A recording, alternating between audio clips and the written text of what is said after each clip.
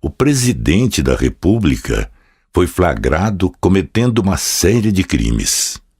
E as provas foram transmitidas para todo o país. Com exceção de um protesto aqui e outro ali, a vida seguiu em sua trágica normalidade. Em muitos outros países, o presidente teria que renunciar imediatamente e, quiçá, estaria preso. Se resistisse, os palácios estariam cercados por milhares de pessoas e milhões se colocariam nas ruas até a saída de tal criminoso. Pois as instituições políticas são sagradas por expressarem a dignidade e a moralidade nacional. Aqui, não. No Brasil, tudo é possível. Grupos criminosos podem usar as instituições do poder ao seu bel prazer. Afinal de contas, no Brasil nunca tivemos república. Até mesmo a oposição, que ontem foi a piada do governo, dá de ombros e muitos chegam a suspeitar que a denúncia contra Temer é um golpe dentro do golpe. Que existem vários interesses em jogo na denúncia, qualquer pessoa razoavelmente informada sabe. Mas daí a adotar posturas passivas em face da existência de uma quadrilha no comando do país significa pouco se importar com os destinos do Brasil e de seu povo, priorizando mais o cálculo político de partidos e grupos particulares. O Brasil tem uma unidade política e territorial, mas não tem alma, não tem caráter, não tem dignidade e não tem um povo. Somos uma soma de partes desconexas.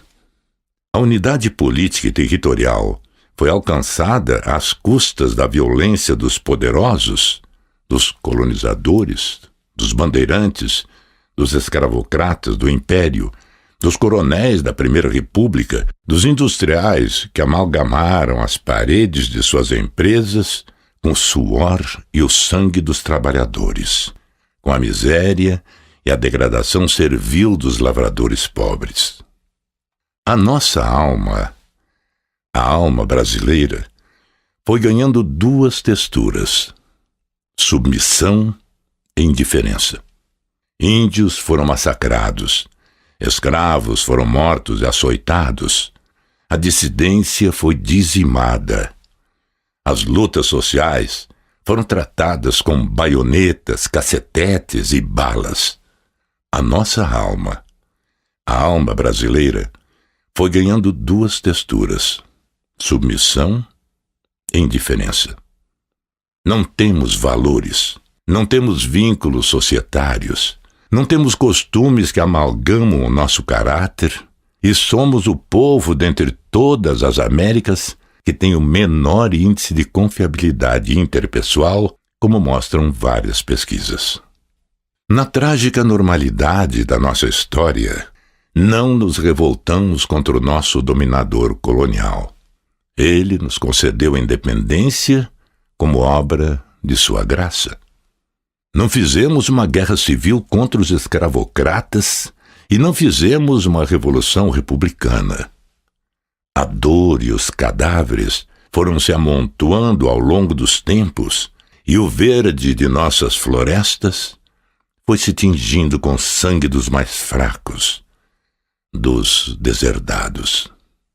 Hoje mesmo, não nos indignamos com as 60 mil mortes violentas anuais ou com as 50 mil vítimas fatais no trânsito e os mais de 1.000 feridos graves.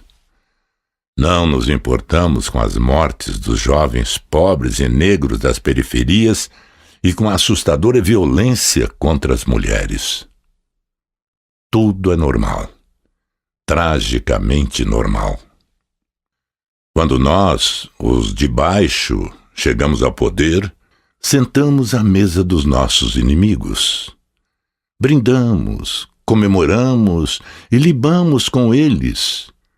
E no nosso deslumbramento, acreditamos que estamos definitivamente aceitos na casa grande dos palácios. Só nos damos conta do nosso vergonhoso engano no dia em que os nossos inimigos nos apunhalam pelas costas e nos jogam dos palácios. Nunca fomos uma democracia racial. E, no fundo, nunca fomos democracia nenhuma, pois sempre nos faltou o critério irredutível da igualdade e da sociedade justa para que pudéssemos ostentar o título de democracia. Nos contentamos com os surtos de crescimento econômico e com as migalhas das parcas reduções das desigualdades e estufamos o peito para dizer que alcançamos a redenção ou que estamos no caminho dela. No governo, entregamos bilhões de reais aos campeões nacionais, sem perceber que são velhacos, que embolsam o dinheiro e que são os primeiros a dar as costas ao Brasil e ao seu povo. No Brasil, a mobilidade social é exígua.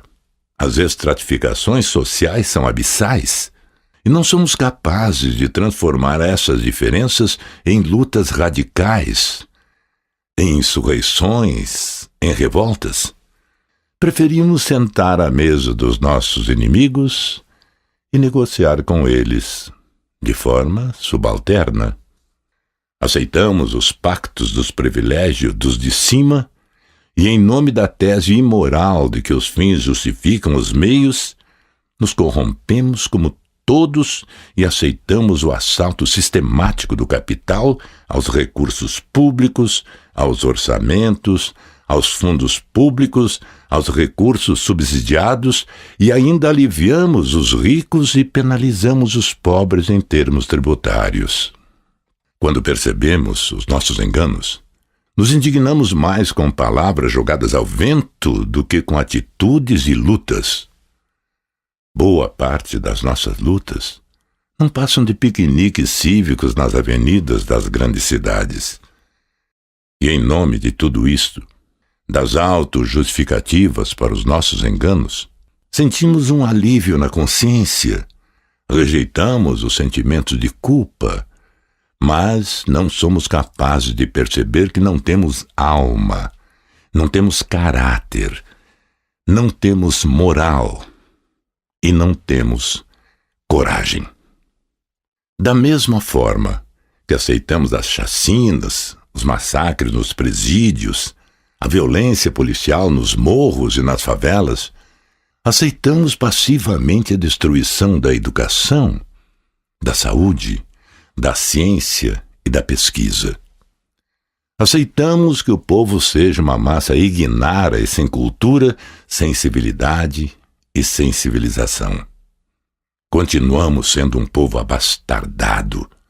Somos filhos de negras e índias engravidadas pela violência dos invasores, das elites, do capital, das classes políticas que fracassaram em conduzir esse país a um patamar de dignidade para o seu povo. Aceitamos a destruição das nossas florestas e da nossa biodiversidade, o envenenamento das nossas águas e das nossas terras, porque temos a mesma alma dominada pela cobiça de nos sentirmos bem quando estamos sentados à mesa dos senhores, e porque queremos alcançar o fruto sem plantar a árvore. Se algum lampejo de consciência, de alma ou de caráter nacional existe, isto é coisa restrita à vida intelectual, não do povo. O povo não tem nenhuma referência significativa em nossa história, em algum herói brasileiro, em algum pai fundador, em alguma proclamação de independência ou república, em algum texto constitucional, em algum líder exemplar. Somos governados pela submissão e pela indiferença. Não somos capazes de olhar à nossa volta e de perceber as nossas tragédias. Nos condoemos com as tragédias do além-mar, mas não com as nossas. Não temos a dignidade dos sentimentos humanos, da solidariedade, da piedade e da compaixão. Não somos capazes de nos indignar e não seremos capazes de gerar revoltas, insurreições, mesmo que pacíficas. Mesmo que pacíficas, mas com força suficiente para mudar os rumos do nosso país. Se não nos indignarmos e não gerarmos atitudes fortes, não teremos uma comunidade de destino, não teremos uma alma com um povo, não geraremos um futuro digno e a história nos verá como gerações de incapazes, de indiferentes e de pessoas que não se preocuparam em imprimir um conteúdo significativo na sua passagem pela vida na Terra.